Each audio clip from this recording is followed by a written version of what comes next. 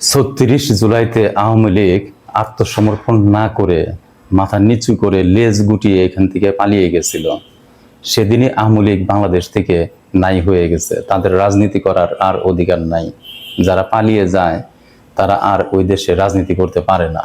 এরপরেও বিএনপি চাচ্ছে যাতে তারা এখানে রাজনীতি করতে পারে। আওয়ামী লীগকে আনার চেষ্টা বিএনপি করতেছে, অপচেষ্টা করতেই পারে। বিএনপি তার রাজনীতি করবে, কিন্তু বিএনপি মানে কিন্তু পুরো বাংলাদেশ না। বাংলাদেশের মানুষ যা চাবে তাই হবে। বিএনপি সমস্যা তৈরি করবে, এই সমস্যার সমাধান গণতন্ত্রের ভিতরে আছে। একটা গণভোট হোক আওয়ামী লীগ প্রশ্নে, হা না একটা ভোট হোক, গণভোট।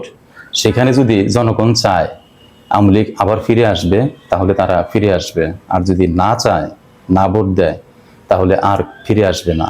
বিএনপি চাক আর না চাক তাতে কিছু আসে যায় না।